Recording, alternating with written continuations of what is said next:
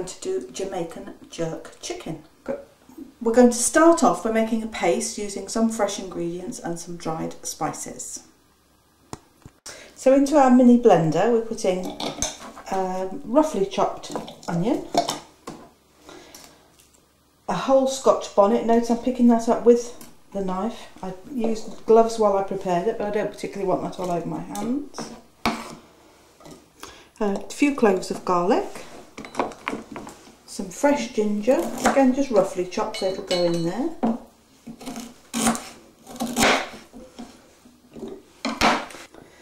And squeeze the juice of a whole lime and about half an orange.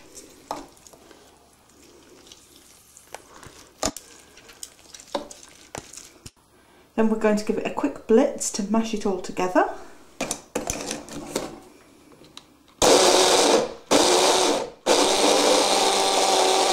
To the already hot mixture we're going to add some spices. A teaspoonful of cinnamon, a teaspoonful of allspice, a teaspoonful of cayenne pepper, and finally some grated nutmeg. I prefer to use fresh nutmeg. You see that's been used a bit before, but the flavour is a lot superior to the dried sort that you can buy in a packet. A good amount of black pepper. Another quick blitz to mix those spices in.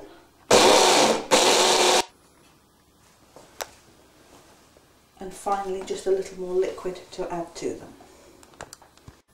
About a tablespoonful or so of dark soy sauce. About the same of rice vinegar, oh not too much.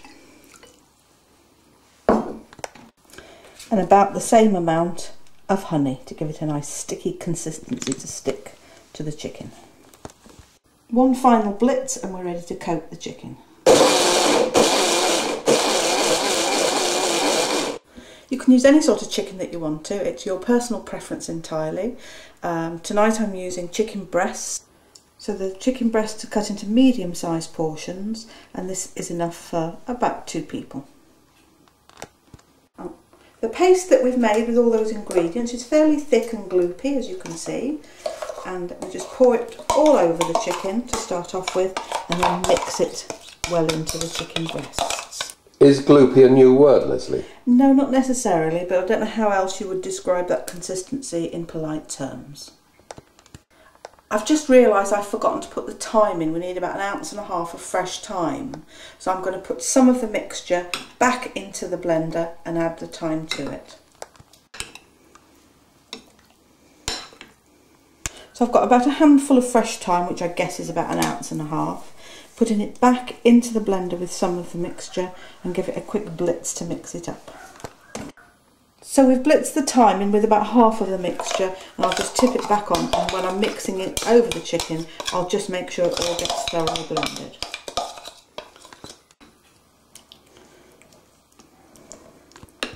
So we're covering as much as we can of the chicken with the sauce and leaving that to marinade. The longer you can leave it the better. Ideally overnight would be great, but we haven't left enough time for that today.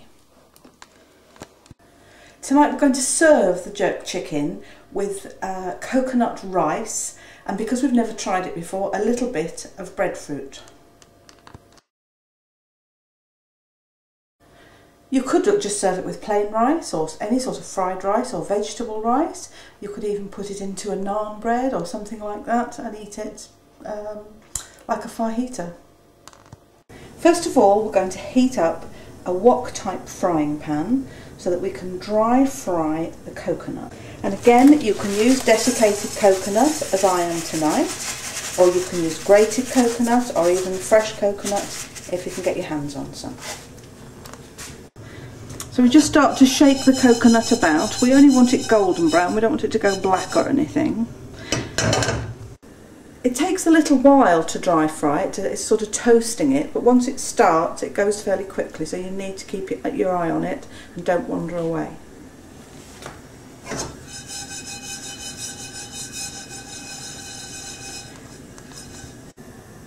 You can now see a slight change in the colour of the coconut, starting to brown at the edges and little bits in the middle. And that change is becoming quite discernible now, so we'll only need a few more seconds with it. To the coconut we're adding a fairly finely chopped onion and a finely chopped green chilli. I used a Scotch bonnet just because I had it in the house, but any green chilli would have done. There's no need to add any oil because the coconut itself will release oil to cook the onion and the chilli in. Just keep stir frying it until the onion starts to soften. Don't have the heat on too high because the coconut has started to brown and we don't want it going black. While the coconut and onion are starting to cook, I'm transferring the chicken into a baking tray, something metal that can easily go under the grill. You could alternatively barbecue this, roast it in the oven. Again, the choice of cooking is entirely up to you. Make sure you get all this sauce in there though, because we'll be using that to turn it in as we're cooking. So that's going under a grill, hot grill, for about 20 minutes or so, but we need to keep turning it to cook it evenly.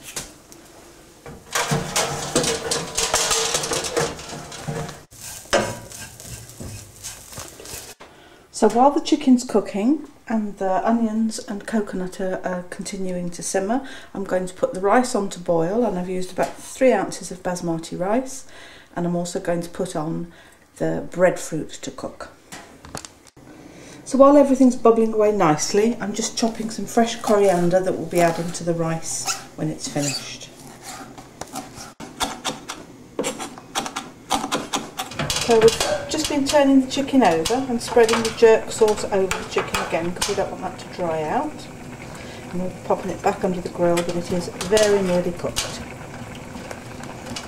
So into our toasted coconut, onion and chilli mix, I'm now going to add about a tablespoonful of corn oil. Again, preference for what you particularly like, it doesn't really matter. And stir that round and add just a few curry leaves. I'm using freeze-dried curry leaves, but they are available in good international greengrocers in their fresh state.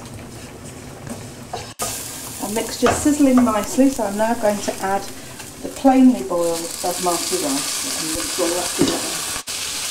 So we've added the freshly cooked basmati rice to our sizzling mixture and stir it round for a few minutes to make sure it's heated thoroughly. So we've got a nice combination of our rice, coconut, chilli and onion, and we're almost ready to serve. So we're just adding the chopped coriander leaves. We don't want that to cook, just going to stir them through to make sure they're not very cold. And that's our coconut rice ready to go. So that's our jerk chicken. If you cooked it on a barbecue or a griddle, the effect would have been nicely blackened on the outside, but of course that's not everybody's taste. I shall spoon over some of that sauce as well, and just a few leaves of coriander for garnish. So our meal's ready now. Our jerk chicken, hot and spicy, with a few coriander leaves for garnish.